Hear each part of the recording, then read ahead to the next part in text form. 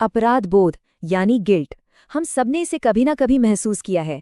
ये एक भारी, परेशान करने वाली भावना है। पर क्या हो अगर ये सिर्फ एक बोझ ना हो? चलिए आज इस भावना की परतें खोलते हैं और इसे समझने की कोशिश करते हैं।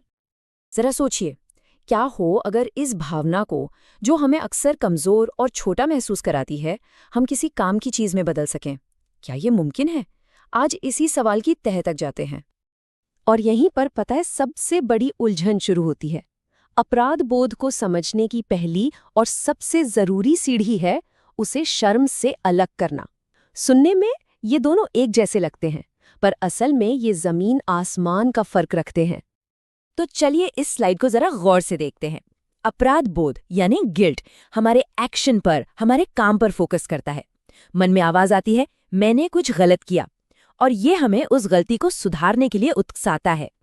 दूसरी तरफ है शर्म, जो सीधे सीधे हमारे वजूद पर हमला करती है।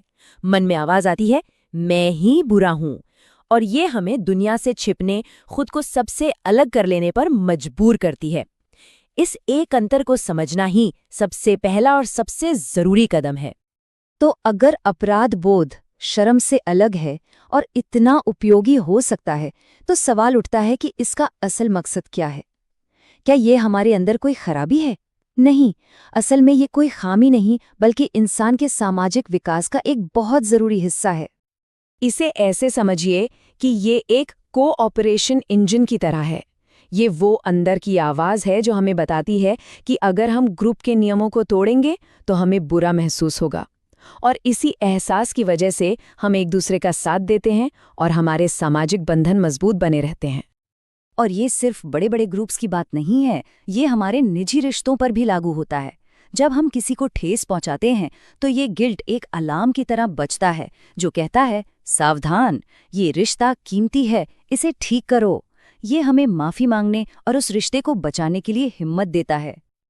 और सबसे दिलचस्प बात तो ये है कि गिल्ट हमारा अपना पर्सनल मॉरल कंपास है। ये हमें तब भी रास्ता दिखाता है जब हम अपने ही बनाए उसूलों के खिलाफ जाते हैं, भले किसी और को इसकी भनक तक न हो। ये हमें खुद के प्रति ईमानदार बनाए रखता है। तो देखिए, यहाँ असल मकसद गिल्ट से पूरी तरह छुटकारा पाना नहीं है, बिल्कुल नहीं, बल्कि इसके इशारों को सुनने और उन्हें सही ढंग से समझने में माहिर बनना है।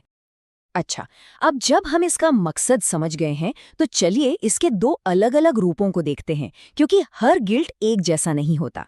एक हमारे लिए फायदेमंद है और दूसरा बेहद नुकसानदेह। इस स्लाइड में अंतर बिल्कुल साफ है। हेल्दी गिल्ट किसी असली गलती के लिए एक वाजिब रिएक्शन है। ये एक सिग्नल है जो कहता है, इसे ठीक करो, और फिर हमें आगे बढ़ने में मदद करता है।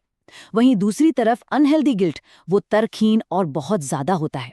ये एक टूटे हुए रिकॉर्ड की तरह है जो बस एक ही जगह पर अटक गया है और हमें वहीं फंसाए रखता है, जिससे हम लाचार महसूस करते हैं। ये अंतर जानना तो ठीक है, पर असली सवाल ये है कि हम पता कैसे लगाएं कि हम कौन सा वाला गिल्ट महसूस कर रहे हैं। इसका जवाब एक बहुत ही जरूरी सवाल पूछने में छिपा है। खुद से ये 4 सवाल पूछने हैं। पहला, क्या मैंने वाकई अपने किसी उसूल को तोड़ा?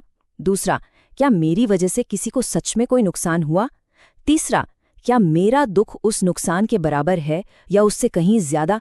और चौथा, क्या जो हुआ वो मेरे काबू में था? इन सवालों के जवाब ही सही रास्ता दिखाएंगे। और इन सवालों के जवाब के आधार पर ही हमारे पास दो बिल्कुल अलग रास्ते खुलते हैं। एक रास्ता है सुधार का और दूसरा है मुक्ति का। अगर गिल्ट हेल्दी है तो रास्ता बिल्कुल सीधा है। सबसे पहले बिना किसी बहाने के अपनी गलती मान ले, फिर ईमानदारी से माफी मांगे, ये दिखाते हुए कि आप सामने वाले के दर्द को समझते हैं।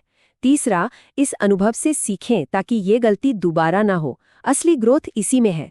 और आखिर में जब आपने अपनी तरफ से सुधार कर लिया हो तो खुद को माफ करके आगे बढ़ें। गिल्ट ने अपना काम कर दिया है। लेकिन अगर गिल्ट अनहेल्दी है, तो यहाँ हमें बाहर कुछ ठीक नहीं करना है। यहाँ लड़ाई बाहर नहीं, अपने अंदर है।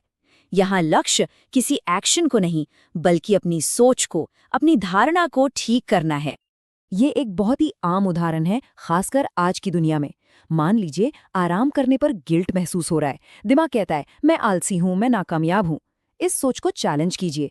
खुद को याद दिलाइए, आराम करना मेरी ज़रूरत है, मेरी नाकामी नहीं। ये मुझे बेहतर काम करने के लिए तैयार करता है।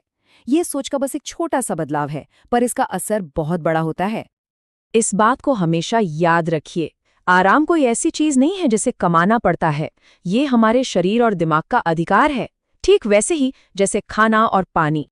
जब ये अनहेल्दी गिल्ट बहुत ज्यादा परेशान करे तो ये सेल्फ कंपैशन ब्रेक आजमाया जा सकता है। बहुत आसान है। बस एक पल रुकिए, मानिए कि इस वक्त आप दर्द में हैं, फिर खुद को याद दिलाइए कि हर इंसान दर्द महसूस करता है, और फिर अपने प्रति थोड़ी नरमी बरतिए।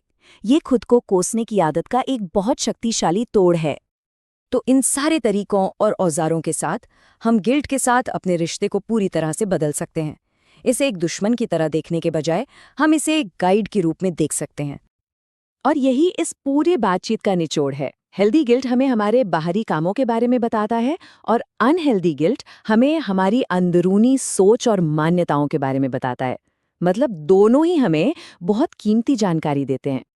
और हाँ, आखिर में एक बहुत ज़रूरी बात, अगर ये गिल्ट बहुत पुराना है, हर वक्त महसूस होता है और आपकी रोज़मर्रा की ज़िंदगी पर हावी हो रहा है, तो किसी प्रोफेशनल से मदद लेना सबसे अच्छा कदम है। इसमें कोई शर्म की बात नहीं है। तो अगली बार जब अपराध बोध की वो जानी पहचानी भावना महसूस हो, तो उसे भागने के बजाय रुकिए और पूछिए कि वो आपको क्या बताने की कोशिश कर रहे हैं। हो सकता है वो आपको सुधार या फिर खुद को समझने की दिशा में ले जाए। सवाल बस ये है, क्या आप सुनने के लिए तैयार हैं?